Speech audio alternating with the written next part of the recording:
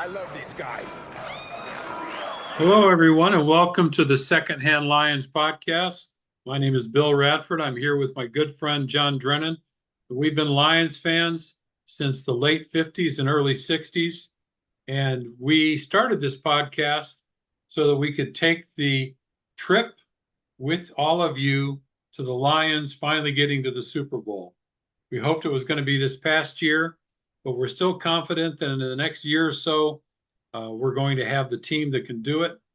So today we're going to talk about a few things, and the lead story, John, is really the situation with Frank Ragnow. As we know, he uh, initially retired, then he tried to come back, and he was declared medically unfit by the Lions.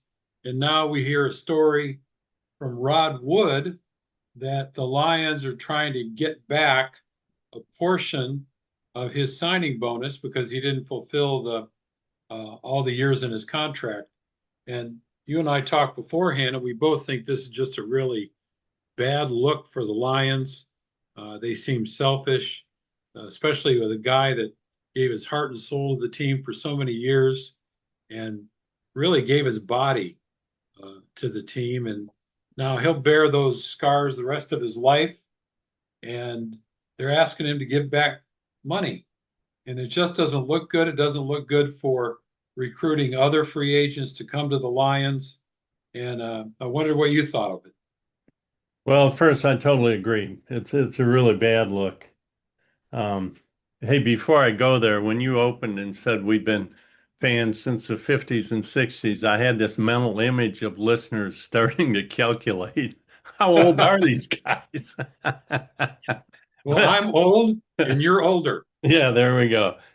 But yeah, and you and I discussed a little bit, this same thing had happened with Barry Sanders and then later Calvin Johnson. But you made a great point that there is a difference. Barry Sanders retired healthy. I mean, he was kind of in his prime and could have played. Calvin Johnson, similar. He had had injuries, but not like Frank Ragnow, who had a ruptured throat and a toe that wasn't fixable. And I mean, that guy was an absolute warrior and tried to come back last year and just couldn't. And so I agree that, and the way it works on the business side, Bill, they get this money in advance with the idea they will earn the money as they play out the years that they were paid for.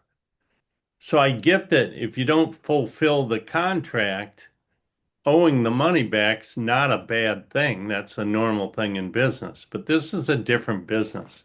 In Frank Ragnow's case, he was pretty much forced to retire. And so for an organization as wealthy and as stable and as reputable as the Lions, it's a bad look. But you and I also agreed Rod Wood, who's the outgoing president, they're finding his replacement. He's just got to be quiet because he actually brought this up because a question got asked. And one other thing on this bill, a lot of people might say, well, they're doing the same thing with Taylor Decker. Not at all. Completely different story. The Decker situation is one of him apparently not being satisfied with the communication, particularly from Brad Holmes and Dan Campbell. But it has nothing to do with being asked to give back advance bonuses. And so it's a totally different issue. And one more thing I'll say about it, this is all stuff that's out there in the wind, but you and I and most people who are even making claims and writing stuff weren't in the meetings, don't really know what's going on. Lots of hearsay. So that's the world we live in. Well, the other thing that just information for our listeners is the NFL is different than all the other major sports leagues in that if you play baseball or basketball or hockey and you sign a contract, you get paid even if the team cuts you. You get paid for the length of the contract. So if you sign a contract for 5 years, as long as you don't quit, you get all 5 years of the money. And in the NFL, if you sign a contract for 5 years and you play two and they decide they don't want you anymore, they don't have to pay you the last three, Now, I which do is think, why go ahead. players get signing bonuses. And that's guaranteed money. So a Right. lot of times you'll hear a contract has been signed. They'll say, so and so got 4 years, $100 million, 60 million guaranteed, Right. which means if they cut him the first year, he still gets $60 million. Yeah. So an example of that is, um, oh my gosh, Kirk Cousins. Right. He got a huge contract with most or a huge amount guaranteed from the Falcons, and now they've let him go. So they have to keep paying him.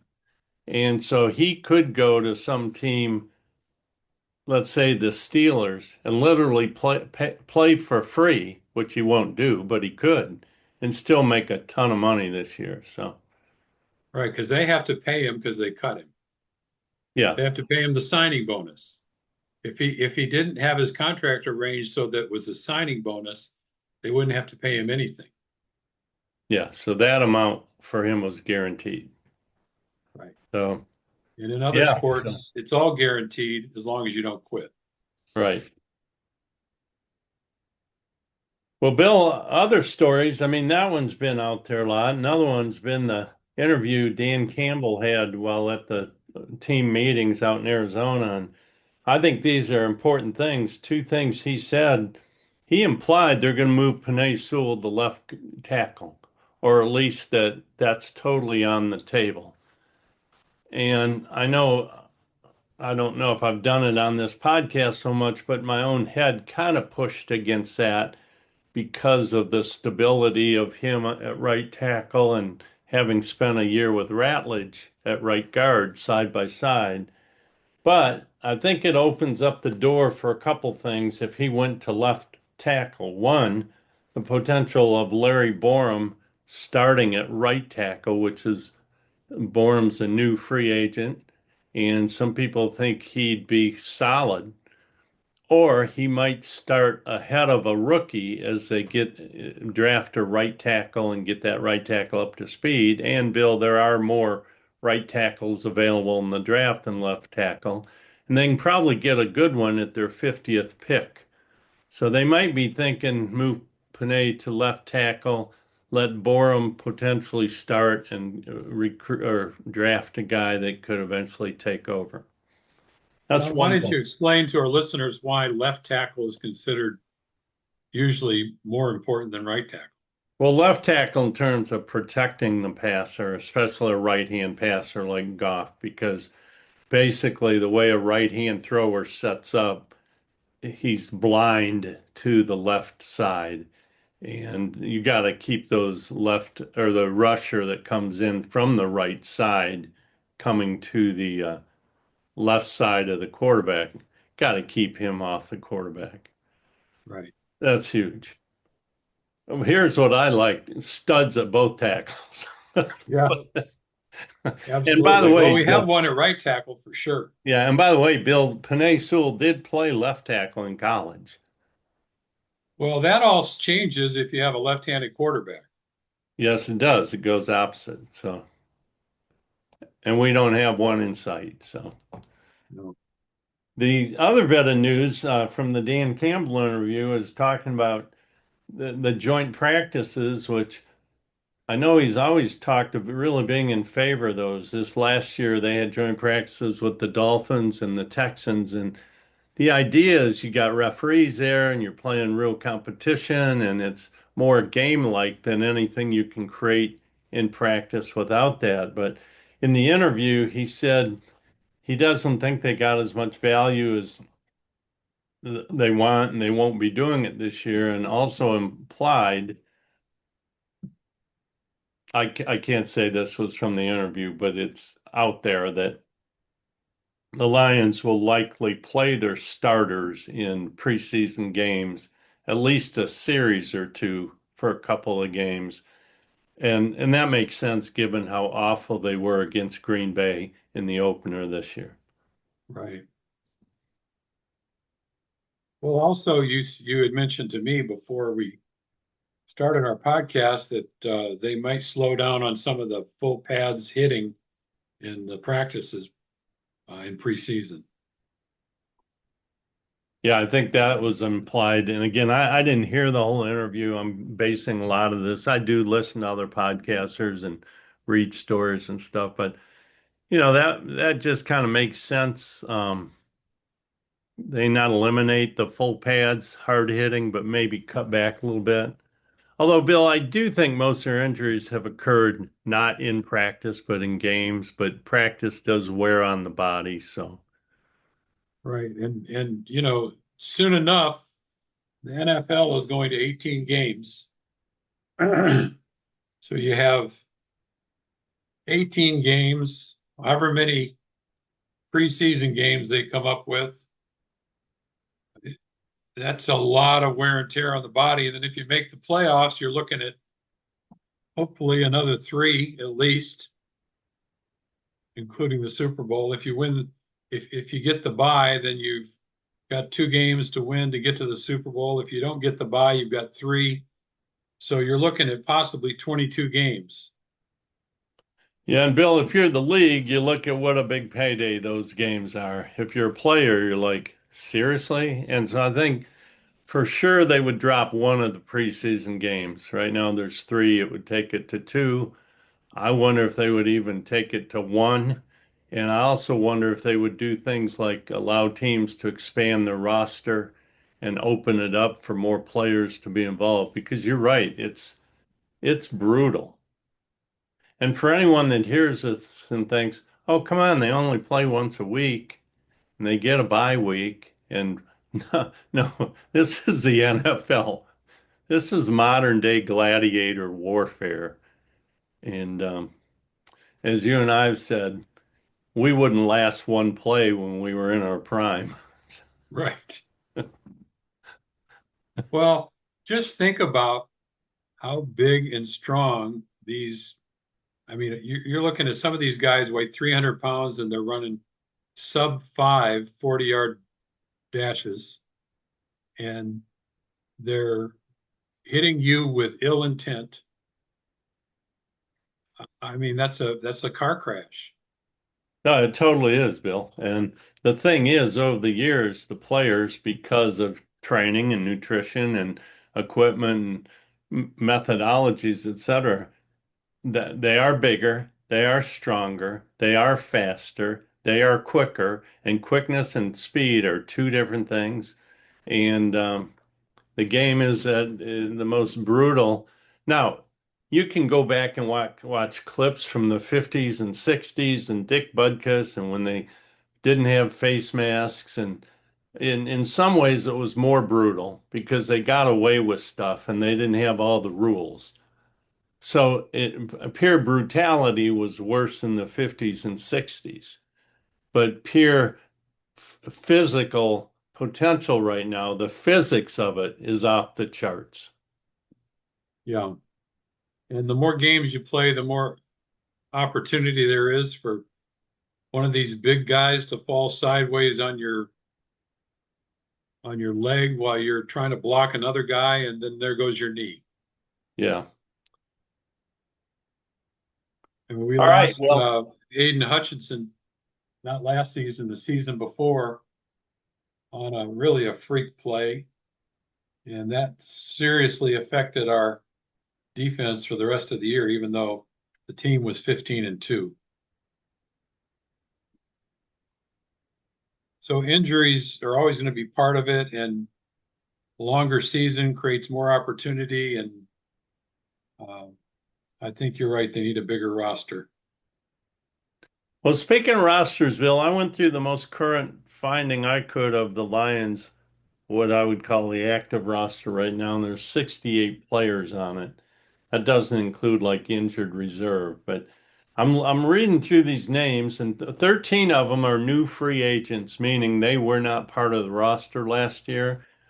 And of course, some we've lost to free agency and trades as well, but we've added 13. But I was going through the roster and I have this question for myself and for listeners. I'm curious to see what becomes of Dan Jackson. He was a late round draft pick last year out of Georgia. He's a safety, but didn't really play this year because of injury. But they were pretty high on him as a pick. That's one.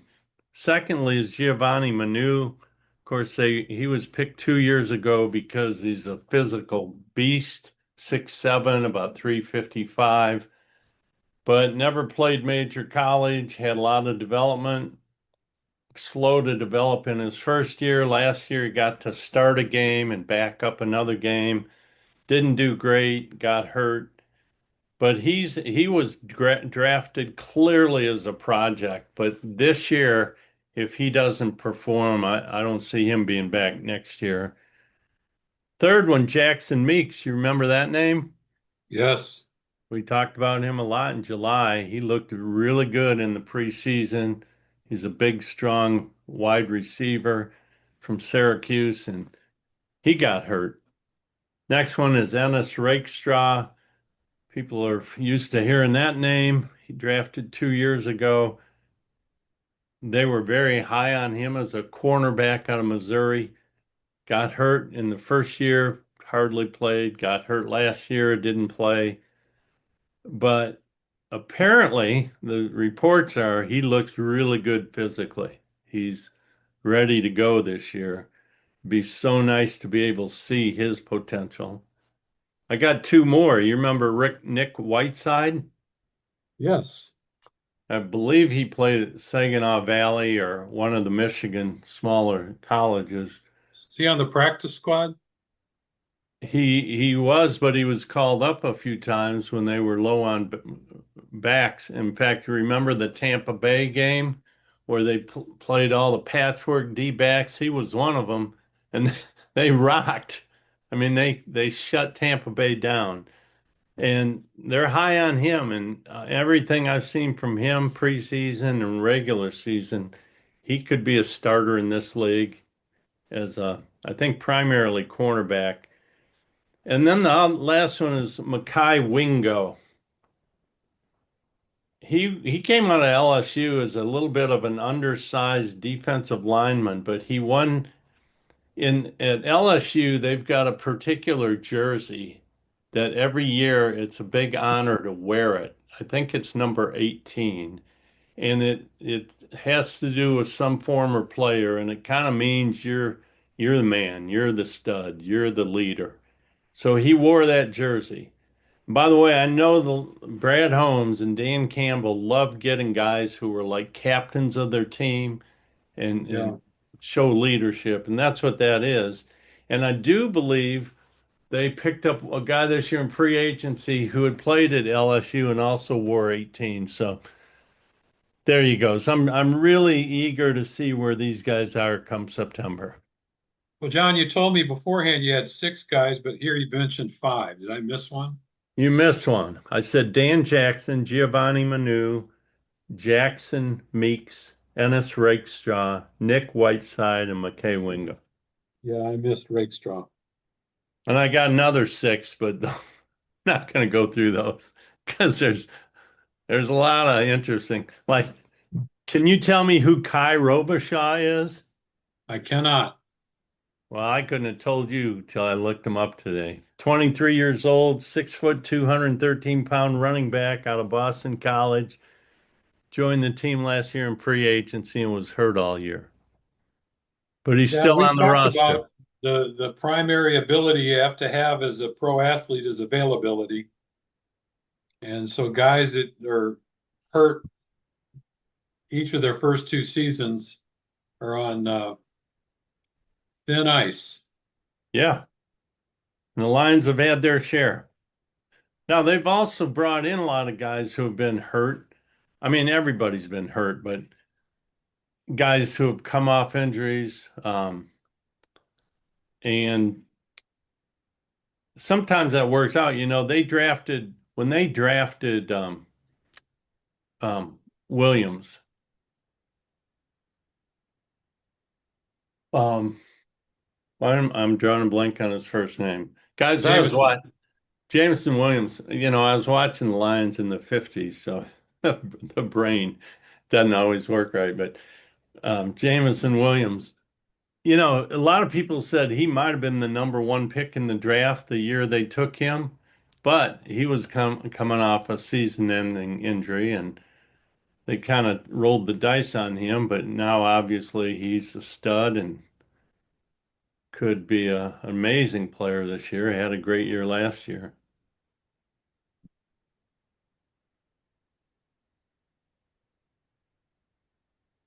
Anyhow, Well, Bill, we mentioned they signed their 13th, or I guess we didn't mention they signed Chuck Clark this morning. That got announced. He's a 30-year-old, 8-year vet from played for Pittsburgh last year. He's a safety, so they're shoring up that. And I just think they've done a great job with who they brought in on 1-year deals and low salaries to come in and see what they can prove and shore up these positions. And they still have 9 draft picks coming up. well, John, what are you hoping they get on their draft picks? The most people are picking a tackle, an edge, or a cornerback. Well, for our listeners who have been listening regularly, I'm singing the same song I've been singing, tackle and edge. Not necessarily in that order, but that's to me the starting order. I want to see them turn that line into a freaking uh, monster, that offensive line, and they have to get an edge. So I think it comes down to who's available at 17. They could take an edge or tackle, and then at pick 50, I do think they're deep in both edge and tackles this draft. So, and they could trade up and lock in a good one in both picks. If our listeners are like me, they're fans. They love the Lions. They pay attention, and yet they still don't necessarily know players from other teams. And so when we sign these guys as free agents, it's kind of shoulder shrugging time because most of us, we don't know the rosters from the Carolina Panthers or the uh, Atlanta Falcons or the Arizona Cardinals. But it was heartening to me to see. You sent me this last week from ESPN that the Lions, out of all the NFL teams, had the third highest rated free agency. So that was uh, that was encouraging to me that Brad Holmes and Dan Campbell know what they're doing still. Uh, it was also encouraging to me this morning to see that the Packers had the third worst free agency. So that never hurts when your primary competition, or one of them anyway, uh, is do, is not doing something as well as you are. Well, Bill, it's a great point you made that the average listener doesn't know these names. I certainly, of the 13 they've added, up until this year when I was really paying attention for podcasts, the only one I was familiar with was Isaiah Pacheco. I remember him running the ball very well for the Chiefs. So you're right. And the same holds for Petzing, Drew Petzing. But the more I've learned about Drew Petzing, the more excited I am to watch their offense this year. But all these guys, as I've learned about them, apart from a few of them having injuries that could really limit who they could be, I am really excited by how they're filling holes that they have in this roster.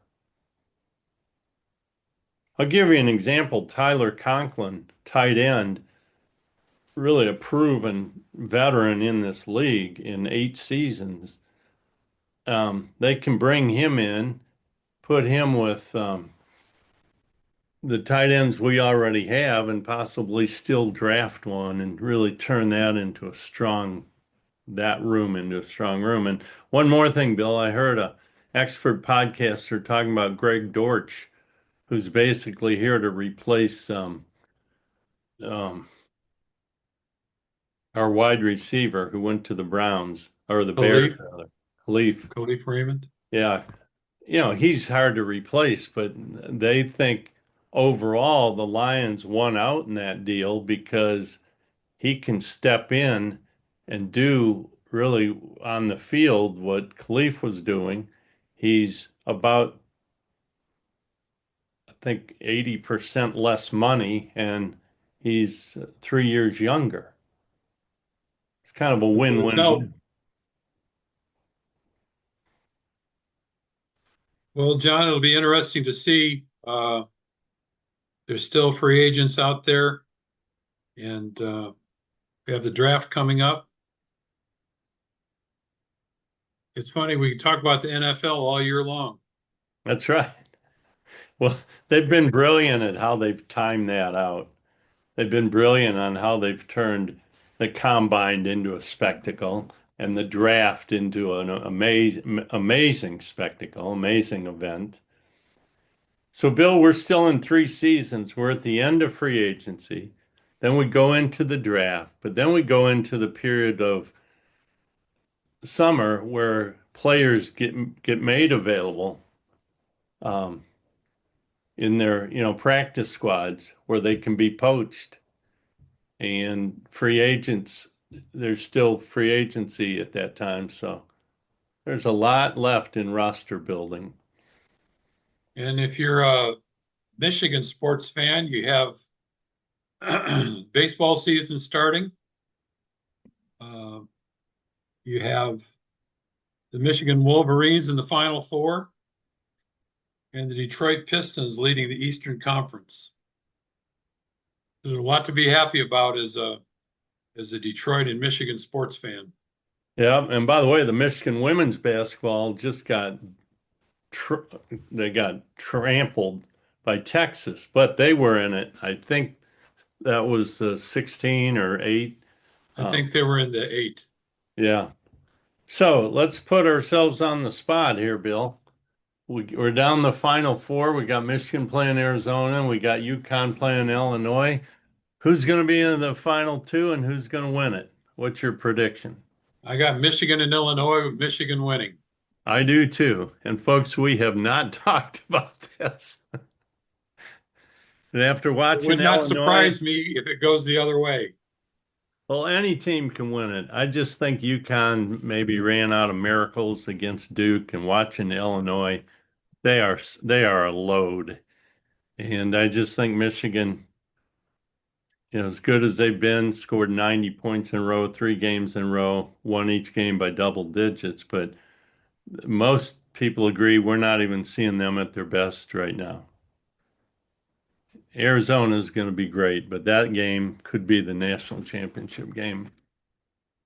I was really impressed with the Pistons last night. They had their top five scorers were not playing, and they took Oklahoma City at Oklahoma City to overtime. Did they win it? No, they lost. Well, that's still very impressive. And Well, John, we'll do it again next week. that's right. Well, it's always good doing this, Bill. Thank you to our listeners. If you want to go back and listen to, we got started last July, right before the Hall of Fame game. Go to the shlpodcast.com. I think last week we said SHL Podcast. It's the shlpodcast.com. You can go see all of our, we've been doing this every week since July, coming up on a year there, buddy. Okay, well, we'll see you next week, John. All right, bye for now.